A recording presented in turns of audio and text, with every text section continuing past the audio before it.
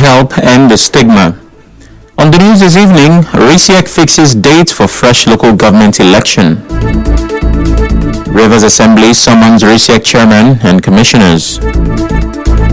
Police arrest suspect in violent attack at Elele roundabout, Rivers State. NAFDAC arrests man for producing fake alcohol in Port Harcourt. On the foreign scene, UN says food stock to last 2 weeks in Gaza amid Israeli blockade. I'm Sam Chinedu, and the news continues after the break.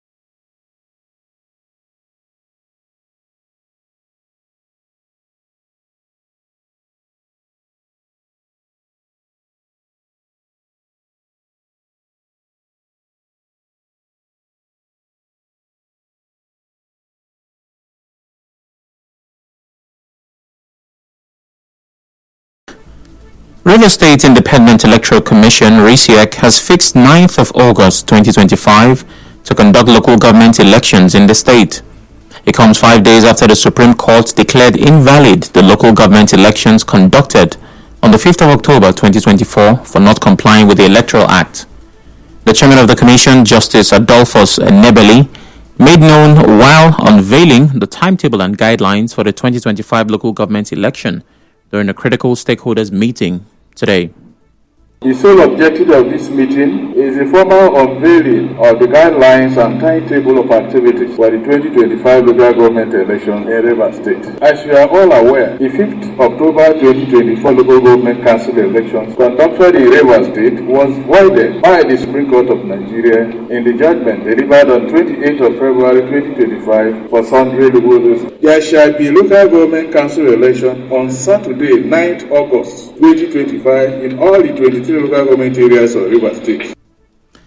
Retired Justice Enebeli also explained reasons the Commission is taking this time to inform the public on the readiness of the Commission to conduct the 2025 election.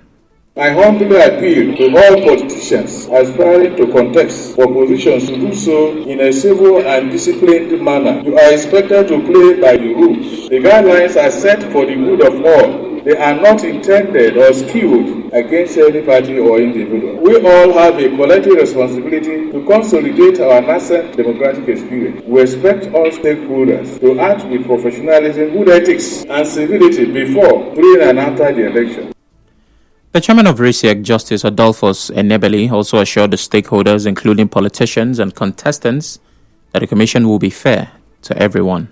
We have noted the allegations and genuine concerns expressed by contestants and political parties in the previous exercise, and we shall adequately redress them when they arise. Logically and operationally, RISIEC promises an atmosphere devoid of suspicion and fears, and we shall focus on rebuilding confidence and preparing for a free, fair, peaceful, transparent, and credible local government elections in Rivers State. Correspondent Soibi Ruwari reports that political leaders, traditional rulers, clergymen attended a critical stakeholders meeting, but Tony Okocha-led APC and Chukwuemeka Aaron-led PDP in the state were not in attendance. In the meantime, the chairman of a faction of the APC in Rivers State, Tony Okocha, has warned RISIEC to avoid repeating past mistakes as it prepares for the forthcoming local government elections. Mr. Okocha said this in an interview with our correspondent while reacting to RISIEC's invitation for stakeholders meeting, stating that he has not received any formal invitation. He cautioned that proceeding with the meeting without his participation could render the process invalid. I'm not aware. And if you remember, one of the reasons why we took to the court is that the actions of both VCF and the governor were non-compliant with the Constitution, which of course includes the fact that as a party in the state, we ought to be properly informed of stakeholders meeting. If a stakeholders meeting holds behind me, then it's as good as not being here at all. I will speak no later. No information, you are just informing me. And what is more is the fact that the Supreme Court has nailed all that. Mr. Okocha also expressed concern about RISIA conducting the elections anytime soon. He said the Supreme Court judgment upheld all laws passed by Martin Amaewhule and 26 others, including the extension of tenure for former elected local government chairmen. I do not think that by Supreme Court judgment, which has validated all the actions of Rivers State House of Assembly, an election is any time in Rivers State. Because one of the decisions the Assembly took at the point was that in the event of the governor being unable or refusing to hold a local government election, that the chairman who still not actually at last should take the shot for another 3 months and then await the elections. So if the Supreme Court has validated all the laws made by the Assembly, then of course this one is also part of it. In the same vein, the Rivers State House of Assembly has summoned the chairman of the State Independent Electoral Commission, Justice Adolphus Enebeli, to appear before it within 48 hours over the conduct of the 2024 local government election. The House during plenary, presided over by its Speaker, Martin Amaewhule, today also threatened to issue a warrant for the arrest of the RISIAC chairman if he fails to appear before the House at the expiration of the ultimatum.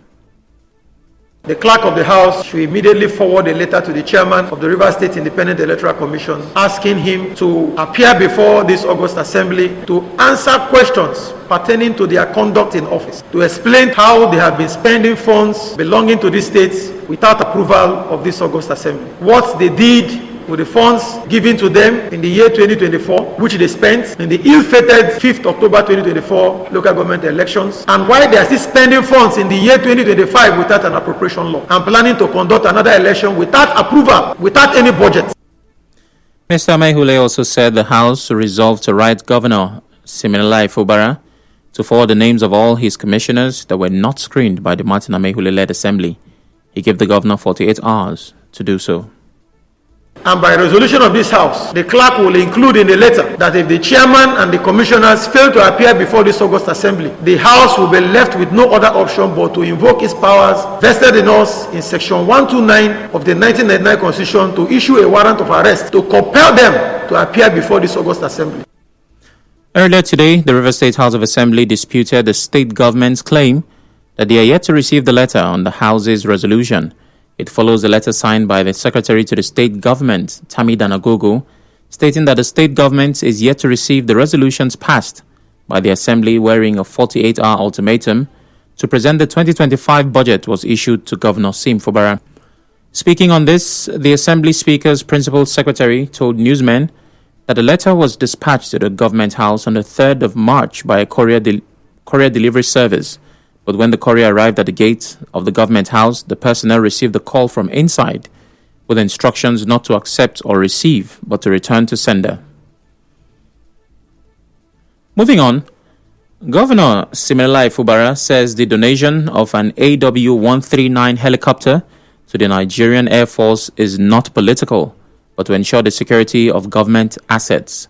During the handover ceremony at the Air Force Base in Port Harcourt today, the governor said the helicopter is not donated in exchange for anything.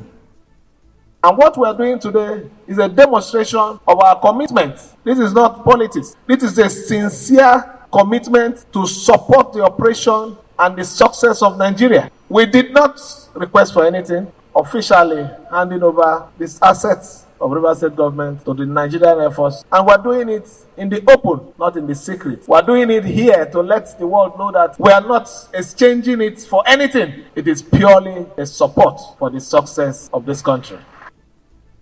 Governor Fubara also appealed to the Air Force to use the helicopter within Rivers State and the Niger Delta. We're not limiting our support only in this aspect. He did enumerate other aspects of our support. What we're doing presently, resurfacing the runway of the airbase, and other things that we're also doing here. It shows that Rivers State government and the Nigeria Air Force are partners in progress. Use it majorly in Rivers State and Niger Delta. We have been faced with situation where we donate security boats, and at the end of the day, it's not used to secure life of our people. Earlier, the Chief of Air Staff, Air Marshal Hassan Abubakar, thanked the Rivers State government for the support. Correspondent to Enkachiwosu reports that earlier, the Secretary to the State Government, Tami Danagogo, formally signed the documents handing over the helicopter to the Air Force. Still to come, police arrest suspect in violent attack at Elele roundabout, Rivers State. Stay tuned.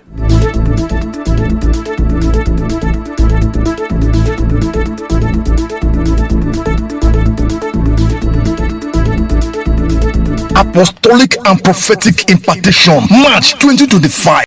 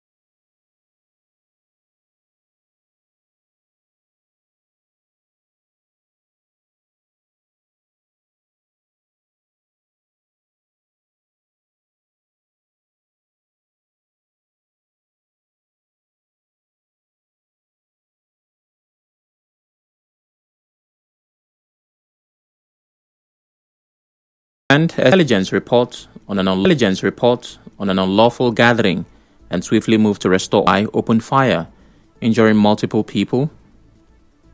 She said, man on suspect. Some of them have been identified as members of the local vigilante group OSPAC. She said the arrested suspect, the recovered firearm, will be transferred to the National Election Department (EID) for further investigation.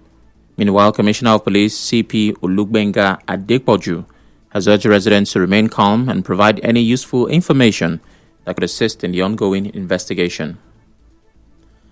One of the victims, who identified himself as a community revenue agent, alleged that the leader of a local vigilante group, Iha Nwosu, also known as Funky Naira in Elele, opened fire on them during a routine revenue collection at the Elele roundabout. He said 3 of the victims are in critical condition.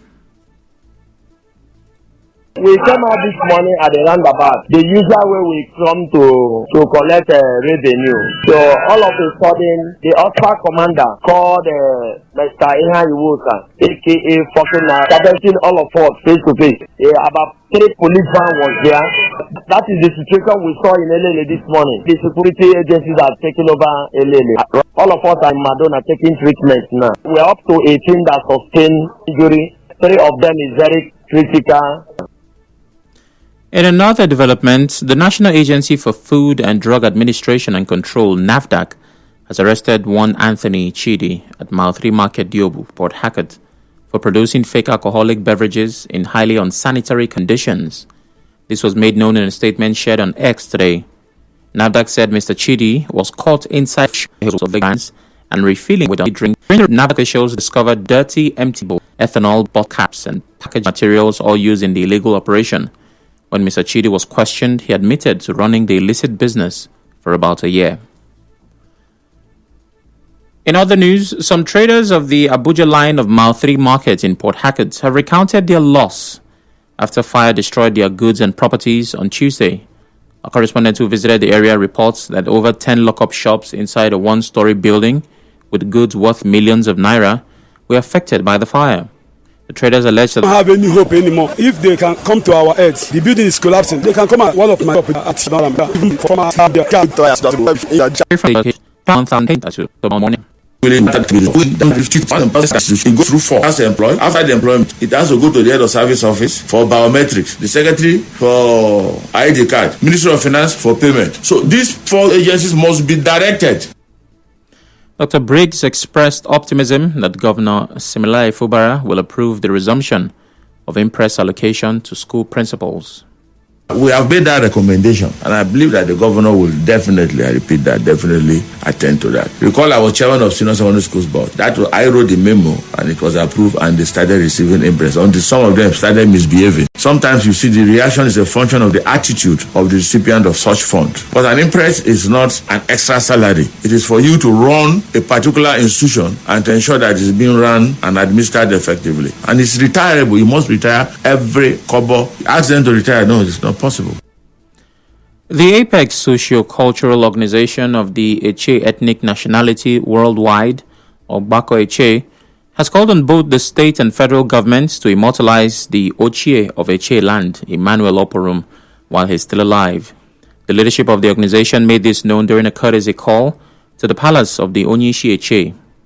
Ochie Oporum, with the intention to present the full executive members of the Apex Socio-Cultural Body in Eche and the arrangement of Obako Eche Easter Convention bid to be hosted by Omuma clan. President of the organization, Silas Anyanwu, in a statement said the appeal was in recognition of the huge contributions of the Eche monarch to the stability of the Nigerian state, particularly during the Biafran Civil War. He also said the monarch remains the only surviving person among those who staked their lives in the agitation for the creation of the Old River State. Responding, Ochie Oporum commended the body for showing signs of restoring hope to the people of Eche and advised them to always live to propagate the culture of the people of Eche, because it is through culture that the people are known and recognized. The news continues after the break. Please stay with us.